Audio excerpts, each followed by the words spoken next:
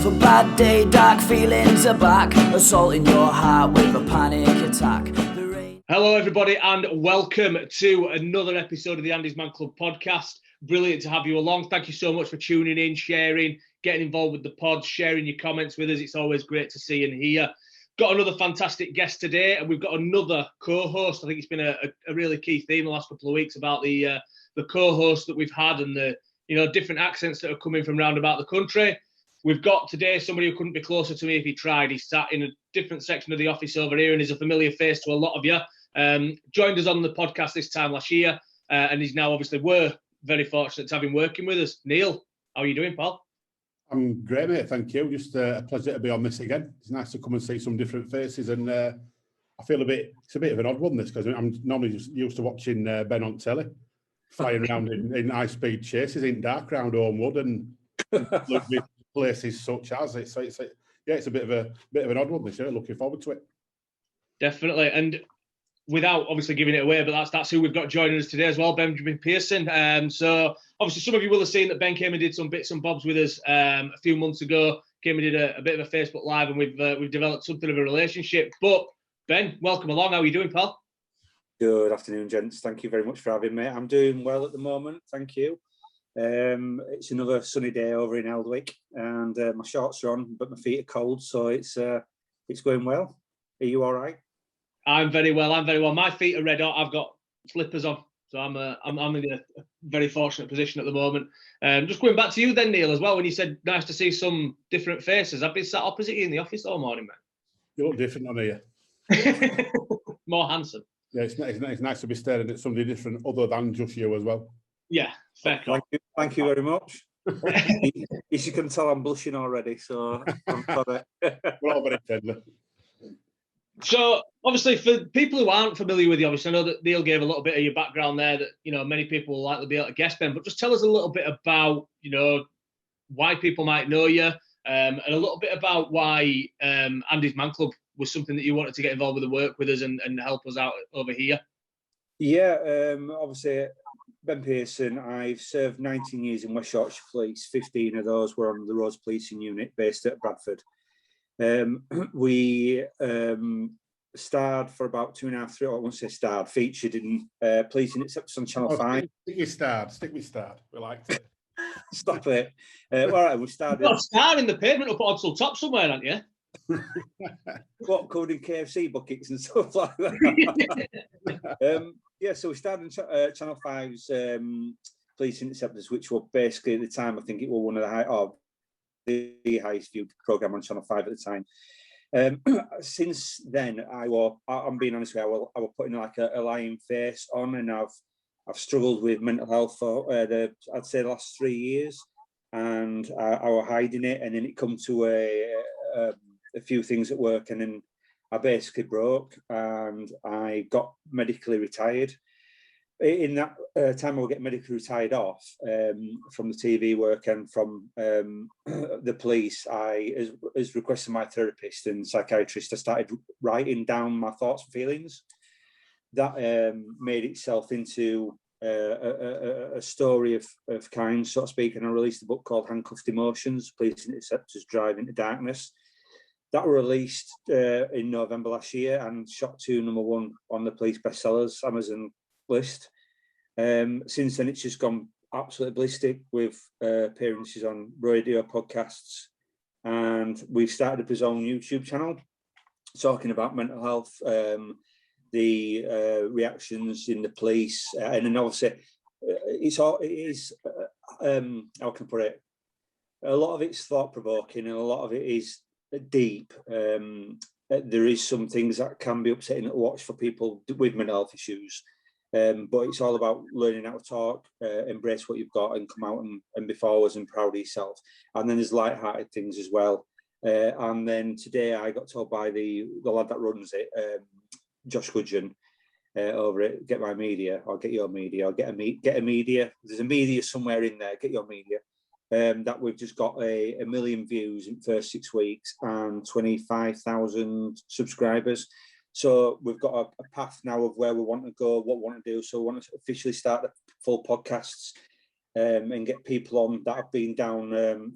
So I'm not saying traumatic routes, but you know, that have come from either emergency services, army personnel, that sort of thing, or I can tie it all together and have some sort of narrative of where I want to go with it. But future at the moment, I thought when I retired, I thought the future was very bleak, and I obviously suffering from mental health issues. I didn't feel I could see past tomorrow, but this now is giving me a vision of seeing past tomorrow, the day after, and to the end of the week, and then each week's rolling into another week. So on my mental state, it's massively helping and being positive. Fantastic. That's great to hear, mate. Some of the guys that are listening now might have heard the podcast that we've done so far with Peter Blexley, who was a former undercover policeman and was on the, again, he went through a similar sort of background to yourself in that he was on the TV and the Hunted channel. He was the major sort of pull on that. Something that I asked him, and I'd be really interested to find out from yourself as well, Ben, was when you started to talk about the subject of mental health in and around a police sort of setting. It's from the outside looking in, it's very easy to assume that that would be a very daunting thing to have to do. You know, it's daunting when you're just having to speak out about it. You know, I'm not in the police and I found it daunting to speak about my mental health, first of all. Was it an extra sort of stigma, if you like, or was it something that actually you found really, really supportive to be able to speak about it in that sort of setting? In regards, I'll break this down into two ways now. In regards to the organisation, I'll come on to that in a second. In regards to my team at the time, if you're in the office and you voice something, the team listens. So if you voice, just say for instance, that fatal last night really mucked me up, they'll sit and chat with you. If you voice, I didn't like what happened yesterday, they'll, right, let's have a bit of a debrief and chat about it. So when you're meeting with your team, it's like me talking to you now, and it's friendly. But when, not about my team now, but when you come out in the organisation or you have an issue with mental health in the organisation, it's massively daunting. It's not a place where you openly want to say, I've got these issues. It's not because for any reason other than you're scared of your role, you're scared of what you do, you're scared of the judgment. Let's be honest, you're either in a high-powered car, you're holding a firearm, you've got a land shark, which is a dog on legs that wants to rip people apart, or you're dealing with massive incidents on patrol, CID or whatever. So if they know you're dealing with that, first thing they'll probably want to do is get you off front line, sit you behind a desk somewhere, counting paper clips in an office at far side of Kathmandu. And then once you're in that office, it's very hard to come back to the role. And if I've spent 15 years getting to the top of my game and getting to, and this is not me saying the best of the best, but the top level of where you can get and the most qualified of where you can get, you're gambling on what you say, you're gambling on them turning around and say, right, your permits are gone, you're off streets, you're this, you're that, another. And once you're in that role then, or wherever they send you, it's very hard to come back. So you don't want to say anything. The pressure of not saying anything overloads on top and pushes you down even more, which way, as you know yourself, it makes your mental health worse, it makes your stress worse, it makes your anxiety worse. And then you start going down like this rabbit hole of it getting tighter and tighter and tighter. And you think there's going to be an escape at the rabbit hole, but you're getting more and more trapped and you've got nowhere to turn around. So it was massively complicated and hard. The organisation itself, as a force or a business or however you want to put it, it's not about slagging off. It's all about, I always think, as you say about speeders, it's not about punishment, it's about education. There's little things that can just change, and these little things that can change are cost cutting. They're not anything to do with giving money away. They're not anything. It's literally just understanding more. But as I always used to say, if I come in now and see you put on my arm on crutches, you can see I'm hurting, you can see I've got an injury. If I come in now and you stand there, look at you face to face, you just don't see anything wrong with me. But you don't know, as yourself, you don't know what's going on. And I could be at a time when I'm just thinking, when I've dealt with you, I'm going home and I'm going to put that rope up and I'm done. I've had enough. And that's the thing, that what they need to understand is this isn't something that can wait. And then this is something that needs dealing with now. Where if I remember the public and I were on the street and I rung 999 and says I'm feeling suicidal, an officer comes out, deals with you there and then and gets you that instant care. But in the police, you're in the list with Darren, Paul, Scott, Barry, all them way. Well, one's got a broken leg, one's got a twisted ankle, one's got a sprained finger, and you're at back. But a sprained finger or a broken ankle is not going to make you commit suicide. It's not going to push you over the limit. But when you're there with the mental health aspect, and I think that's what needs to be addressed. That's what needs turning around and altering a little bit. But yeah, my mental health has progressed massively now. I'm not under that umbrella. And I think there's a lot to be done when, and I don't mean police, fire service, ambulance, doctors, teachers, everyone, Army, Navy, Air Force. When you come out of a certain umbrella where that trauma's caused and you step away from that, and that trauma's not there, it lifts a bit, and I think it makes it a lot easier for you. So I feel a lot better than what I did before. I'm still miles from being dealt with or done, but I still feel a lot better. Brilliant. No, that's great to hear. And I think it's fantastic to hear that, you know, from speaking out, and, you know, that sort of brings me on to my next question, I suppose. What sort of benefit did you feel from speaking out? You know, when the first time that you spoke to somebody and actually, you know, thought to yourself, well, all those things that are happening with work, I'm going to have to put to one side because I need to, you know, I've got no other option. It's that or that, you know, it's talk or I'm going to go and do myself away. Yeah. The first time you spoke to somebody and opened up, how did that come about, and how did you actually feel once that conversation had initially passed? It's a bit strange because our lass said to me one day, she went, I think you've got PTSD. And I'm, you know, that doesn't happen to people like, I'm not like that. Suck it up, buttercup, you know, man up, get a grip of yourself. I will that kind of like, and I'm ashamed to say I will that sort of like person. I wouldn't ever say it to your face, but like, you know what I mean? Come on, sort yourself out. When you're on the other aspect, but it's completely different when you're on the other side of the wall, isn't it? Yeah, or the other side of the fence, so to speak. But there were I had meetings. It's bizarre. I had meetings with the Hockey Health nurse. I had a meeting with an Hockey Health doctor. I had a meeting with my own GP and mental health teams, things like that. But the first time I actually came out and said I needed help was, I think, to my GP. And it was basically, I don't know what it was.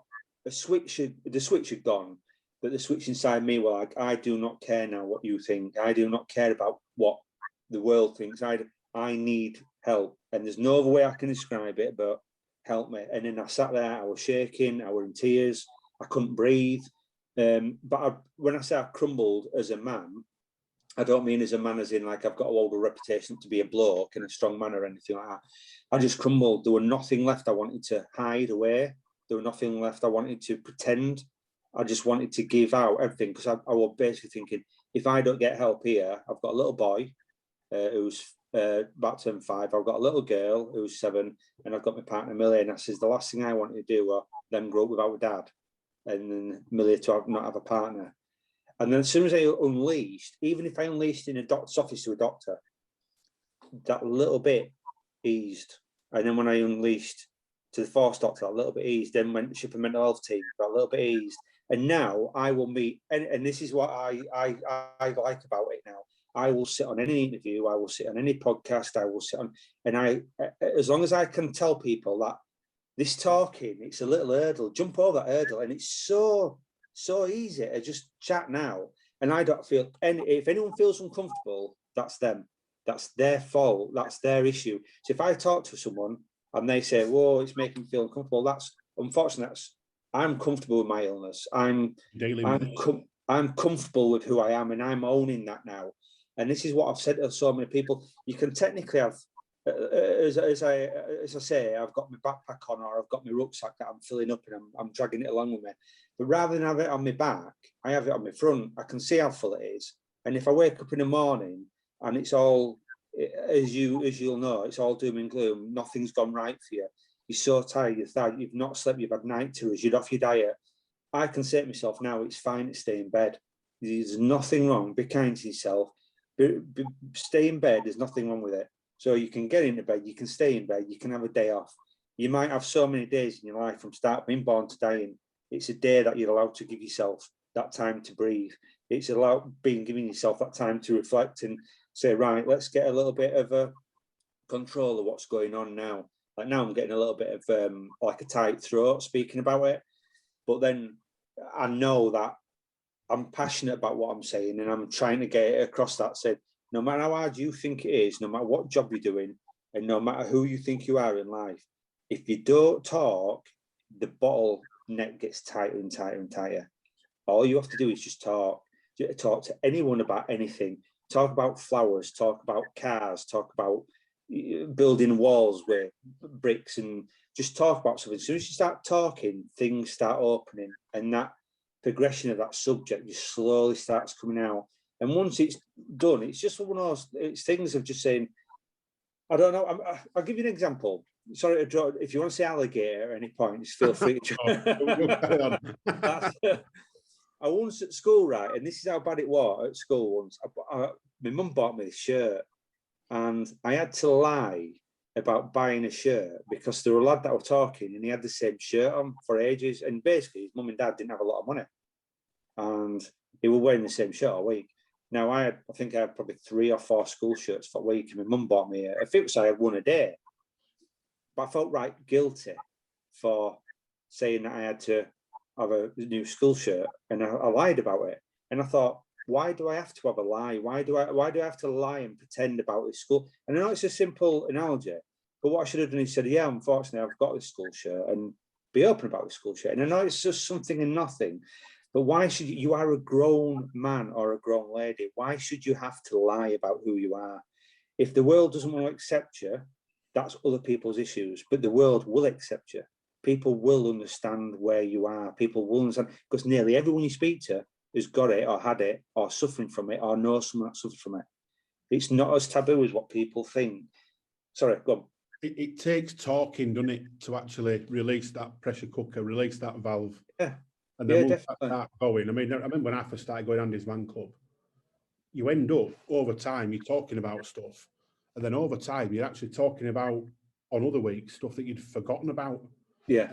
Because you've released this pressure, all this other stuff that were there and you knew you had to talk about starts coming out. Yeah. All the other stuff that you've suppressed for God knows how long, and you've suppressed it that far, you've forgotten, all of a sudden that's surfacing. And the more of that you talk about and get out, you just feel so much better. And obviously we encourage everybody now, the easiest thing you can do is talk. It's also the hardest thing, but just do it, because talking it solves so much. I think there's a lot of things to be said about being in the right environment, and that's what I said to Luke about you and the roles you play, the company you keep, the way it's all done. It's not a right, sit down, right, what's wrong with you kind of thing. It's literally like, you find it easy to talk, don't you? You find it easy to talk when you're in pub with your mates, because you're in your circle of trust, you're in that secure environment where if they did mock you, they're mocking you for the lad's jovial way, where you know between, where it's not like the bully stood at the end of the bar that's just pointing at you and laying into you just because he's a bit of an idiot. You're in that comfort zone. It's like when our lass comes in now and she finishes work, and she might say something to me about stuff, but it's not detriment to me. It's just the light-heartedness of what we're doing, how we get forward. So you put in that comfort aspect on forum and making it an easy environment to talk. That's where, like, one of these things I want to stress, because when I've looked, I've got a friend who, I'm not mentioning any names, who's part of your group, and he comes into a certain club and he deals with it, and it's a fantastic bloke. But when I met him not so long since, I've been friends with him for like 20 years, I met him not so long since, and I could see he's near edge here. He's massive, and when I speak to him, he tells me so much about you lot, and how much he's overcome stuff, and how much he's in, because it's that thing of, like, we could have sat talking about us now, and this could have been a bit of a, when you say hard work podcast, hard work interview, hard work, whatever you want to call it. But it's not, because one nice person talks to another nice person, and then it's easy just to talk. So why people would find it hard, and the only thing they find it hard about it is to think it's the stigma. They think they're going to be judged. They think they're going to fall at first hurdle. They think someone's going to laugh and point. And they're not, because most people just say, I'm not being funny, but if I could give you a cuddle now, I probably would do. And I think that's a lot easier. And I'm very much like that. I talk to my friends about all sorts of stuff, and as soon as they start talking back, you can see in their eyes, you can see that they want to talk to you more, and it's fine, talk to me, I'm not here to judge you, I'm just here to be a friend. And true friends will be there regardless. If they don't want to be there and they run off, they're not your mate. So don't worry about that. True I found friend. that as well. That the more conversations that you start to have about this sort of thing. So for myself, ever since I started to get involved with Andy's Man Club, the more people that knew that I was happy to have these conversations, the more people were approaching me going, "Got 5 minutes?" Or, you know, "You're busy Thursday night, can we hit for a pint?" Yeah. And so I go, "Yeah, any particular reason, mate?" "Well, I'm under a bit of stress at the minute. I could do with someone to talk to." Yeah. Do you know what I mean? As soon as they know that you're up for those sort of conversations, people are happy to have them. Yeah. And it's brilliant to see that those stigmas being challenged. That, you know, I've walked around golf courses with mates of mine talking about their mental health. I've sat in pubs with mates of mine talking about their mental health. Once we've done that, we've then taken the piss out of each other's football team, and do you know what I mean? Yeah. And the normal laddie stuff that we'd normally do as well. Yeah. And it's just brilliant to see an additional layer of friendship, Yeah, an additional definitely. layer of understanding of who each other is. You can But see then as well, people are really sorry, uncomfortable, go on, can't you? Neil. Sorry, Go on, Neil. you can see those people that are really uncomfortable with that conversation as well, and the ones where you know that, oh, this conversation, I best leave it now. I've actually lost a couple of friends since I became really open about my feelings and talking about my troubles and what have you. A couple of my friends have actually distanced themselves from me because, well, I don't even really know why. But end of the day, it sounds really harsh, and it put bollocks to them. If they can't handle who I am now, this is how I am now, and I'm more than happy to talk to anybody and be open and be emotional, and because I'm better in my own mind. Yeah, I mean, people have washed their hands of me, and people just don't want to know. Some people don't want to know, and I just think, well, that's not my problem. That's your problem. If you don't want to be, I'm still me. I've had this trauma. I've lost X, Y, and Z. I'm not the Bobby anymore. I'm not the one on TV. I've lost it all, not you. So shouldn't you be all the way around of like just ringing me, texting me, or just saying, "Look, you all right?" But to walk away from me. So basically, what we're saying is the stigma is you're walking away because I'm turning around and saying I've got mental health issues. Yeah. So what's that say about you? What's that say about the strength and your solidarity as a mate? As you were just saying then before, when your mate comes out on golf course and talks to you about mental health issues, and then afterwards you take the mick and you're back taking the mick. The friendship you're just explaining there is brilliant because you've also got that next level of knowing, you know, to keep an eye out for different signs. And then when he is a bit quiet one day, and you don't need to go, "How are you mentally?" You just know they might be a little bit quiet for X, Y, and Z. So you don't push it, but you're always watching. It's just like a little bit of a more. You've got that shared knowledge, haven't you? You've got that shared experience, and you can just definitely. But I mean, I like it as well when you turn around to me and say, "You're a bit quiet today, mate. Everything all right?" Yeah. You know, they'll turn around and go, "Oh no, do you know what? I am all right, pal. But no, cheers for noticing. I'm just knackered today, or whatever." Yeah. They don't get upset with you and just sort of turn around and go, "Oh, well, you stop fucking asking me." Because if they do, then you know that something is wrong. Yeah. Do you know what I mean? And then you know they're quite happy for you to. And the way that we put it is that we've had people that sort of, you know, asking us questions about, well, what do I do with this person? You know, I don't want to make them upset because I keep asking them how they are. I don't want to drive them towards, unfortunately, doing something. And we've always turned around, and the way that I put it is, I'd rather have an upset alive person than a dead happy one. Yeah, yeah. Do you know what I mean? Yeah, 100%. And I always say to people like that, so I just say, if you're struggling, and you know you're struggling, I know you're struggling, I'm not going to say, I'm not going to push you anymore, but I'm going to say, you know I'm there. So anytime you ring me and I'll sort it out. But the amount I nearly every day I probably get, say, 20 to 30 messages on Twitter alone from people all over the world, all saying, you've brought something out, or you've made me think, or I've seen my doctor, or I'm struggling, what do I do? And there's been times when some of them have been police officers, and I've had to ask for their personal numbers, and I've obviously withheld my number, and I've rung them and had a chat to them, and then said, right, this is what I've done, this is what you need to do, this is where you need to go, contact your GP, explain this, that, and all. Then they ring me 2 days later and say, I'm loads better. I know that it's not just me, because if you don't talk about it, you're imploding. I mean, I once thought, and I don't misjudge this, I want to bring it out. I thought I were a secret serial killer.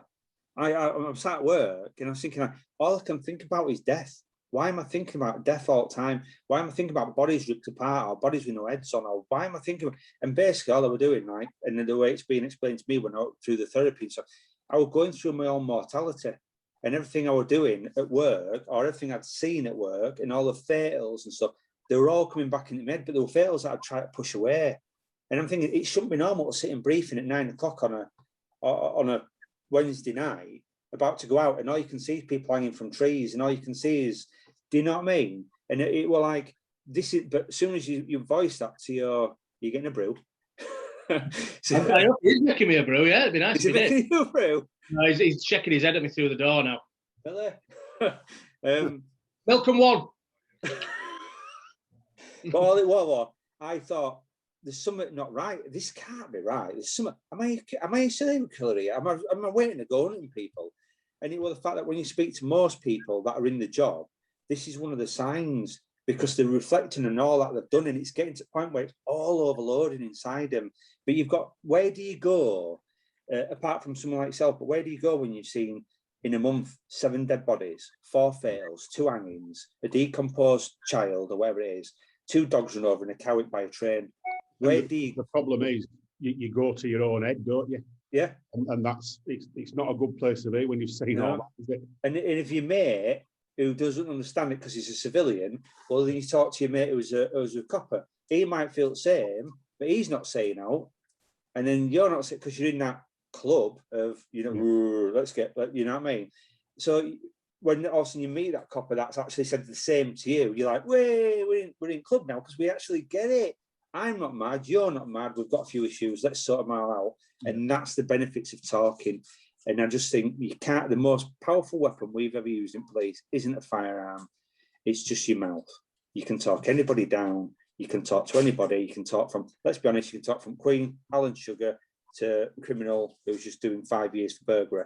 That's what your mouth's for. It's about expression, it's about talking, communication, and that's what you should be using. 100%. Right, let's go to the pub. Say again? Let's go to the pub. I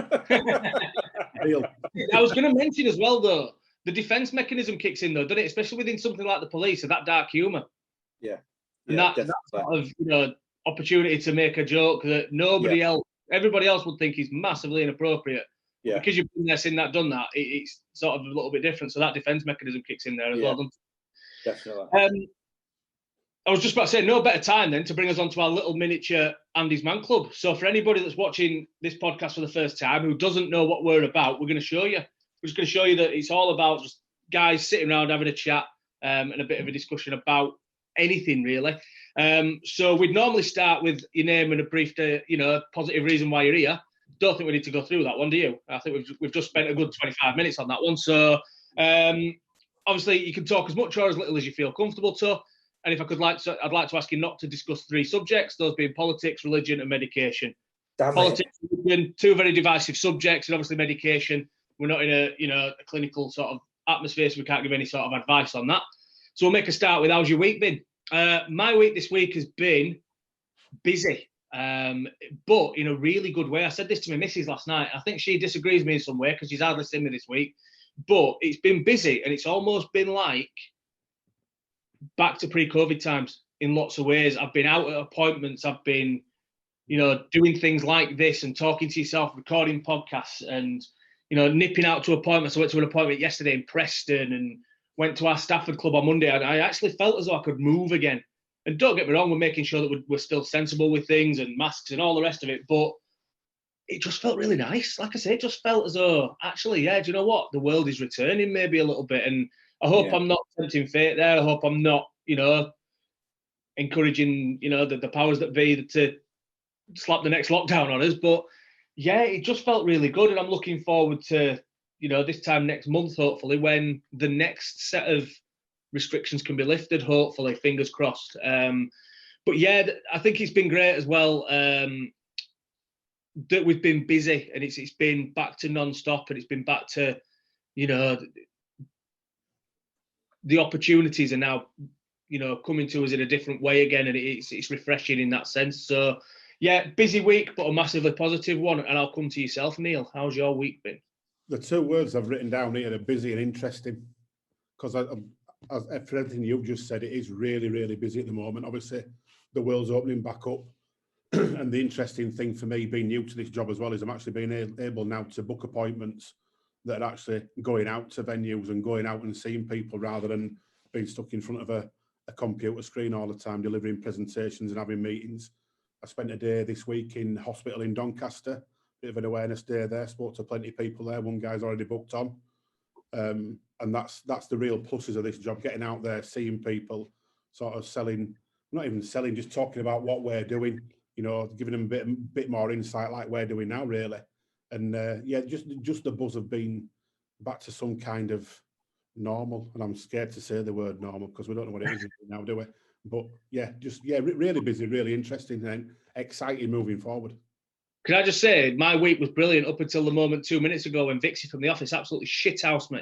He's gone and made himself a brew and waved it through the door at me and gone, made you a brew? And I was like, and then he's turned around and gone, no, I am. Shithouse. So yeah, without wanting to bring things around to a negative, Ben, how's your week been? I'm not going to say, even though it has been busy, I'm not going to say busy because you two have done that. Everybody's busy is different. Your busy will be different to ours, and it'll be a different type of busy, and it's, you know, good for you if you are busy or bad for you, depending on, you know, how you're doing that busyness. It is busy. Everything's busy. It's really busy. I'm going to elaborate on, I think Neil, when he said interesting, this is the first week that as I was saying before we actually started, this is the first week where I do not rely on 20 minutes front, 20 minutes back, and that's how much I can see or envisage for forwards and backwards. This is the first week where I can see a tomorrow and the day after. Now, I'm not going to jump the gun here and say I can see past a week because I can't. That's all on the calendar and that's to come. But little things that are just starting to tick over, and I'm going to say it's this is how bad I can be sometimes. I don't want to repeat myself. It's don't worry about. You know, when my head goes, this is how bad my head is when it goes. I can't get words. Repeat yourself. I'll give you an example. This is going to take into the next question you're going to probably ask me. But like taking my son swimming, took my son to start swimming last night, and looking forward to doing it then the next week, and then the next week. I can't see it next week, but I know it's going to be next week. So I'm getting there's like structure back into my life where that had gone with lockdown, and then Friday or Saturday, and Saturday was, it's like that Christmas week where you don't know between Christmas Day and New Year's Day what date on. You only count it down in days to New Year's Eve, don't you? Yeah. That's what I was doing, and I'm not now. I'm counting it. It's now a Wednesday, and then it goes on to then it's a Thursday and that's what I mean. So I've got some definite structure back in my life, and I think that's done my mental health loads of positive changes. And so yeah, my life's been like that, and now my life is like this, and I'm happy. Fantastic. Love to hear that. Alligator.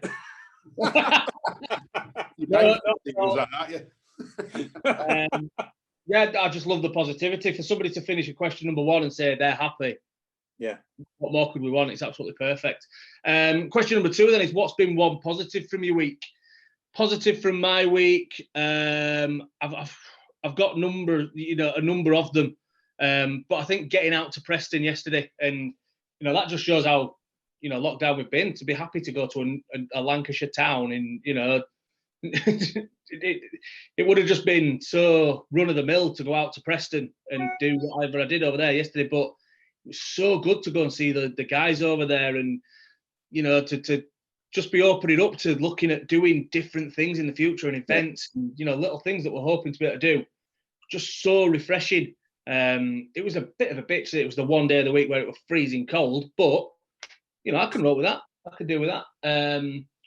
But even the car journey there and back, I was busy. I was, making phone calls and checking in with guys, and yeah, of course, 100%. But yeah, like I said, it's just good. I was able to, to still do that, and that sort of space, I suppose, where, it used to be something I do all the time. Just ring a guy as I was, traveling down, as you say, hands free, and just have that space to not be sort of going, well, I've got a dash, I've got to go into my next Zoom meeting or whatever it might be. I was able to just sort of, how's it going, mate, and everything you need, and just sort of build that back up as well. It was it was a huge positive, and I really enjoyed it. I'll say really, just for the facilitators who know that that's something that I fall back into doing quite often. So I've dropped a really in for you there, boys. See if anybody knows. Drop me a message for the first one that notices that, and I'm sure we can organise some sort of prize. Neil, one positive from your week. To be honest, I'm going to use two, and it's purely because they're really ironic. When you consider, obviously you know me and I've done for a while now, my background, a lot of my issues stem from having 6, 7 operations, failed operations, living on crutches, massively disabled, spent half my life in and out of hospitals. And my 2 positives this week actually involved 2 different hospitals. So yesterday I spent about half an hour, 3/4 hour at Halifax Hospital having my second COVID jab, which is a massive step forward. So I'm buzzing about that.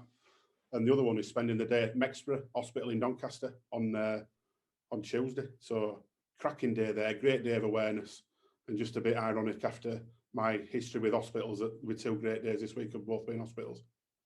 How are you feeling today after your second jab? My arm feels like you've been sat on it for a few hours, to be honest, but it's I'm all right. I'm all right. I'm glad you remember how that feels.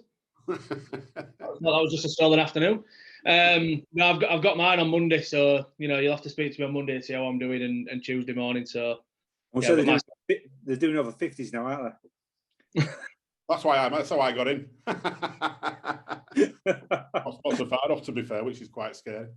Yeah, I'm 45 next week, so I'm just deciding whether to get mine booked in, because apparently they're starting on the 3rd of May doing 45s. Yeah, get it done. So I might get it booked in.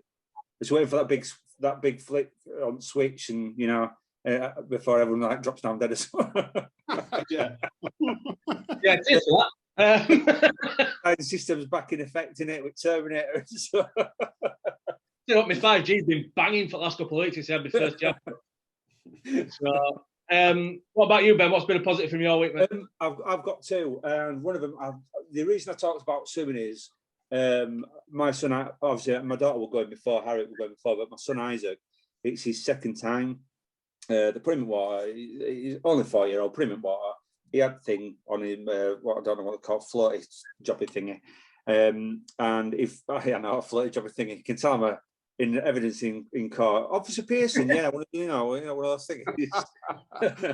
And he swum like across the pool, and he was just sat there laughing, and grinning at me, and he's kicking and he comes across pool, and to me, as you were saying, these are the things I think you're taking more.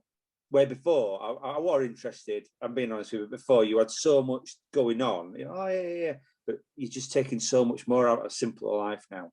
And that's one of the main things. I sat there looking at him and I thought, brilliant. I remember the first time he walked, I remember the first time he crawled, I remember his first laugh, and in that I remember his first go across pool, and it just felt really good. So that's one of the main things. And the other thing is, I'm being a bit selfish, is the fact of with the YouTube channel, I met a lad called Josh and his team, Michael and stuff. And it's just, first of all, it's nice to have someone new in your life, but someone new that wants to be with you because of who you are, as in because they're not judging you on your illness, they're not judging you on they know how you are, so they're working around you, they're filtering around you. So to work with them, that's massively positive, and it's done a massive impact on my life. And I said to him the other day, I said, you just don't realise how much it means to me to be able to be with someone that's just when someone's just on the same page naturally, just be on the same page. And I suppose it's finding friendship with them as well. So I think that's what I'm massively grateful for this week, and they've put a smile across my face, and I'm happy about that. So if they're listening, cheers. Always good to widen the circle, innit? The more sort of people you can impact with, it's all the better. Question number 3 then is there anything you need to get off your chest? As I say, I've had a really positive week. I'm in a fortunate position at this moment in time. There's nothing really I need to share and get off my chest, so I'll pass that straight over to Mr. Waine. How about you, Paul? To be honest, I'm clutching at straws. If I have got something to get off my chest, it's just been a good one. I think anything at all would be why do vets charge so much because you've gone on a Saturday rather than Monday to Friday. Absolute crackers. I've got a pet rabbit who lives in house. He's Colin. He's absolutely bonkers. He's like one at family, and he got poorly and Saturday morning. So rung emergency vets, took him to emergency vets, and before I'd even put phone down, she said, "Oh, and by the way, because it's Saturday, it's 165 quid just to take him." Before they've even done out. So by the time we finished there, they were there for about an hour, £300 later. Jesus. I know. And the genuinely, they are really surprised when you actually go through and have all this stuff done, because they think because he's a rabbit, they're just going to top him that much. They're just going to sleep.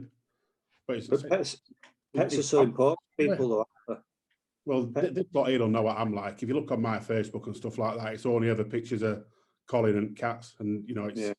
I prefer animals to people, to be honest. The more I've never known so many people get dogs on our street over lockdown. The amount of good that pets do for owners, and the amount of security, comfort, and they give them. They don't talk back. They don't argue back with you. You know what I mean? So it means a lot, doesn't it? Even like rabbits, guinea pigs, and stuff. They mean a lot to their owners. So you can see why. Mentally, they're just massive, aren't they? They just really are massive. So getting him through, that's a bit of my gripe. It's £300 about an hour. Not bad, like, is it, for them? You need to treat. Go to vet school. I couldn't do it. I'd be boring all day. I couldn't do it. I couldn't cope with it. Animals coming in and being ill and having to put them to sleep. I couldn't cope with it. What happens if you got an alligator? We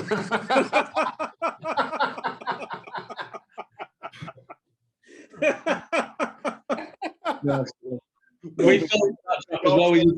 We were just talking about dogs and lockdown. We fell into that. Well, I say we fell into that trap. She's absolutely class, is our Brenda. So yeah, we fell into that trap, and it's true what you say. You'll do out for them. Once they've been in your life for a matter of days, you will actually do absolutely out for them. So yeah, I'd be exactly the same. I remember, ironically enough, I think I've told you this tale, Neil, but just after we got her, obviously being the enormous football fan that I am, I was watching a Huddersfield Town game, and I was watching Huddersfield Town play West Brom, and that meant more to me as a Leeds United fan than it did to you as a Town fan that night, I think. And the minute that Town scored to send Leeds United up, my missus handed me the phone and said, "We speak to the vet about dogs." Alligator. He never fails to use this at some point in every conversation we have. Alligator, move on your turn, man.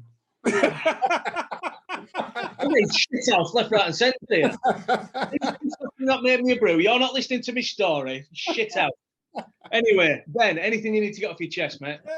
I'm being honest with you. I don't want to make anything up. I think this week, I just think this week's just going. It's the first massively positive week I've had for a long time, and it's little boring things that you won't even want to know about. Like I've just played some surf in back garden. It's just like it's all gripped, it's growing, and standing back garden, don't you? It's like, get lawnmower out. But it's like everything that you're doing is just feeling right and good at the moment.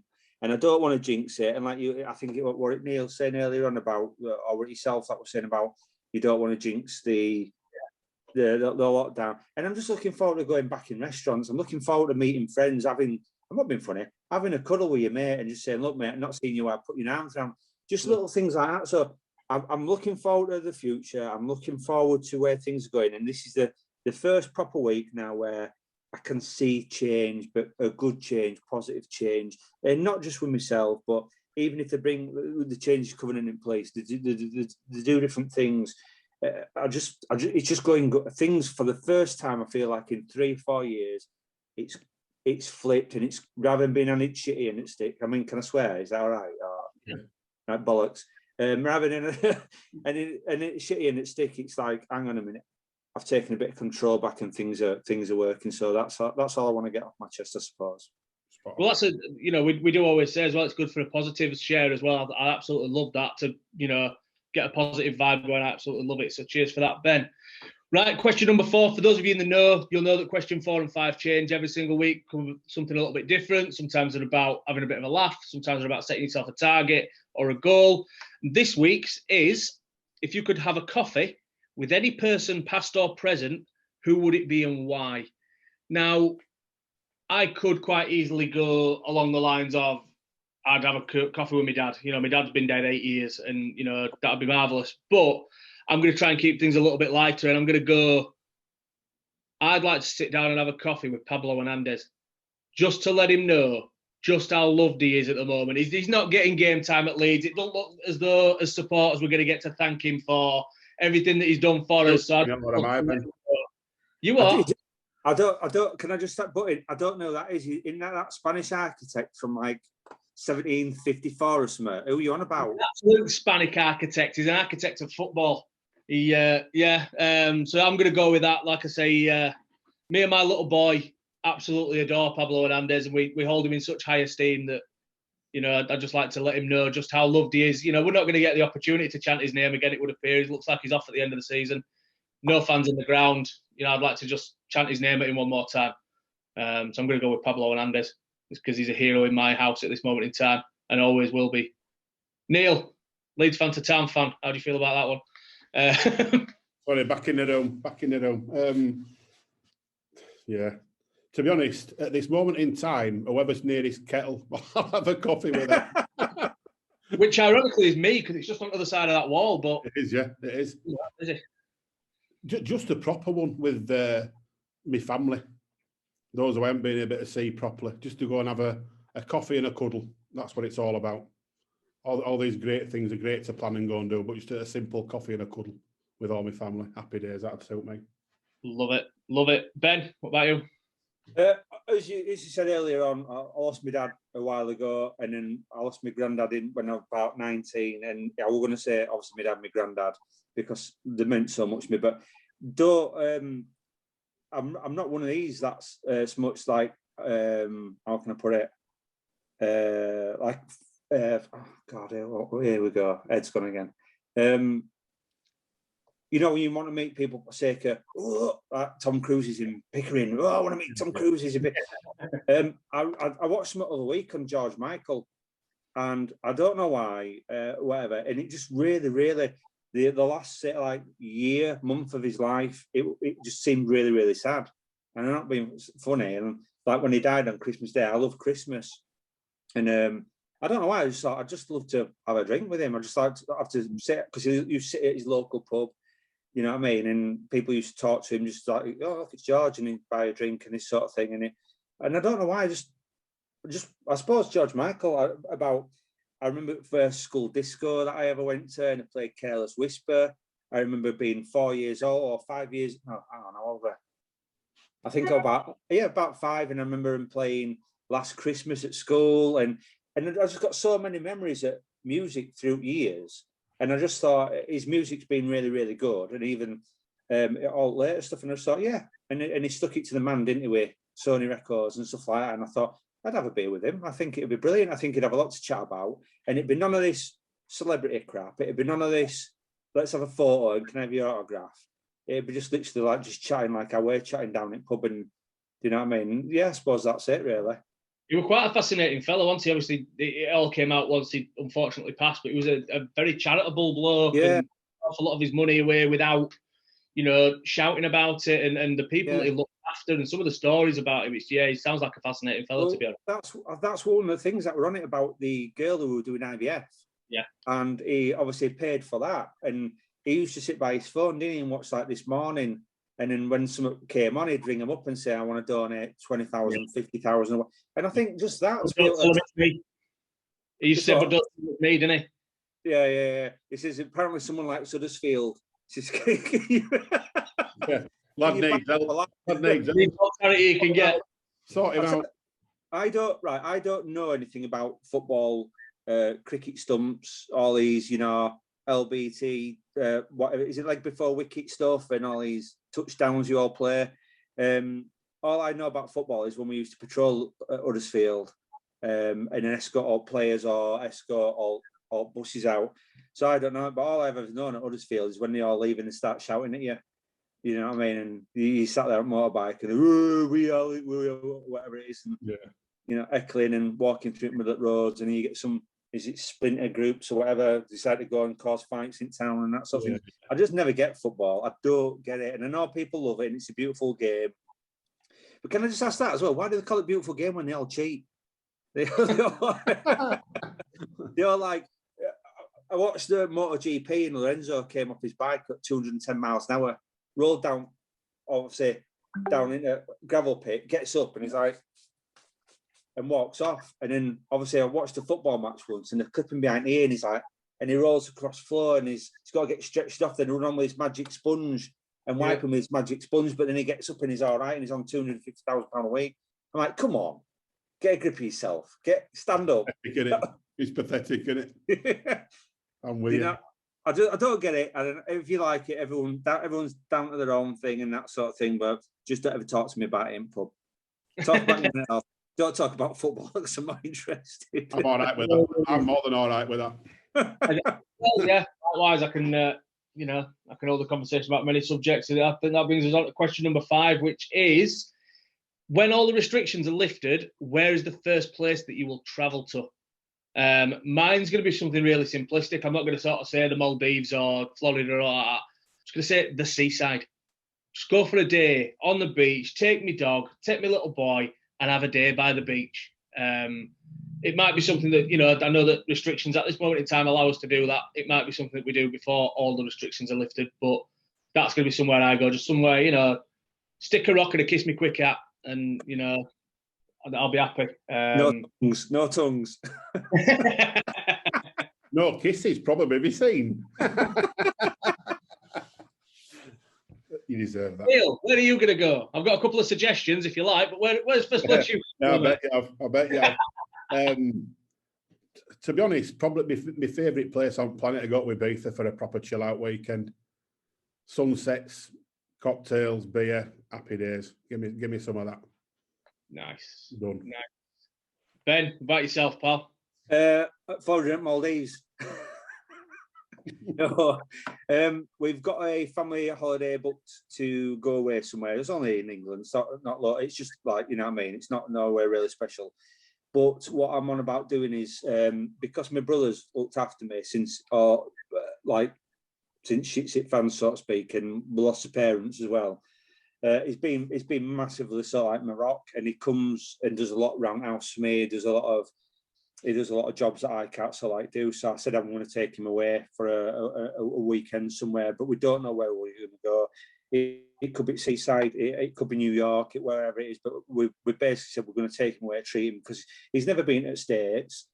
He don't get out that sort of like far. He obviously does Spain and Corfu sort of thing. So we want to do something different. We've thought about going to Austria. We've thought about even going around Ireland or something like that. But I don't know. But I just want to treat my brother. I want to say thank you to him because I love him and he's been there for me. So wherever it is, as long as we're together as family, that's more important. Absolutely. Love it. Absolutely love it. So that brings to the close our little Andy's Man Club. I nearly call it Andy's Little Man Club then. Our little Andy's Man Club. So that is exactly the same way that it works every single Monday. Talk as much or as little as you feel comfortable to. And it, hopefully by us doing that little bit there, it sort of shows people that it's not as daunting as you might think it possibly is. So that brings us on to the last little section of our podcast, really. And I'm going to ask you, Ben, to do your 3, 2, 1. And that's 3 ways that you promote positive mental health, 2 pieces of advice that you'd like to share, and 1 thing that made you smile or laugh recently. So we'll start with number 3.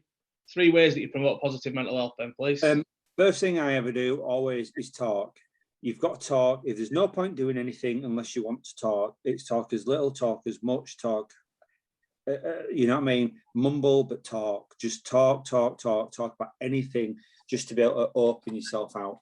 Next thing is just being honest. You've got to be honest to accept there's an issue. If you're not honest with yourself, there's no point starting. And third, the only person that can technically help you is yourself, first of all. So you need to be open to change. If there's no point taking your car in for a new engine unless you want to put a new engine in your car, is there? The only thing that keeps your body running is your head. Once your head's gone, sorry, my phone's ringing. Once your head's, yeah, just a minute, lads. Sorry to throw me off. Once your head's gone, it's gone, and then that'll control your body. That controls what you eat. So you need to be open to change. And if they say, right, change this, change your diet, change this, change, accept, stand up and say, I've got a problem, talk and ask for help. And that's the 3 things that I massively say to people. And it's so easy to do. We're not asking you to climb Kilimanjaro. We're just asking you to open your head, open your heart. Love it.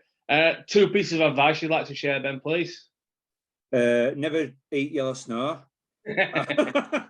And never sit down with a light bulb in your back pocket. Nice. And 1 thing that made you smile or laugh recently? Talking to you two. Oh, I love that. You know what? That's got a lovely smile on my face as well. It's one of those things, I always say, but we met when I came in to see you. I've never met Neil before, but this is the impact that it can have, meeting basically strangers, and we've had a laugh, we've smiled, and we're not out. I'm not going to go away feel ashamed. I don't think you two are. Absolutely. And I want people to listen that are either watching it and debating, do I go, do I not go, do I contact, do I not contact? Is there something wrong? These are the times when you should be thinking, hang on a minute, one strange and two, you know what I mean? Yeah. This group has just got together and look at the fun, the smiles and the ease you can have. So after my days petered like that, and it's gone down a little bit, seeing you two, speaking to you two, I've gone back up. So it's just that little bit of just have a go, try. So seeing you two, talking to you two has put a big smile on my face there. So I want to say thanks, lads, first of all. So thank you. Thank you. Absolutely huge thanks to yourself, Ben. And, you know, I've really enjoyed that. As you say, I think it's brilliant to just show that it's as simple as that. You know, there's no big... Say again, mate? It's okay to talk, isn't it? Yeah, definitely. 100%. So for anybody that has taken anything from this, wants to get a little bit more information, maybe wants to jump along to one of our sessions or maybe even our online session, all you need to do, guys, is drop us an email into info@andysmanclub.co.uk and we'll find the best option available to you and help you through every single last step of the way. All that remains is to just say a massive, huge thank you again to Ben and to Neil for joining us. And if we can sign off by just saying it's okay to talk. It's okay to talk, lads. Lovely. Thanks so much, guys. See you soon. Thank you very much, gents. Love you a bit. See you soon.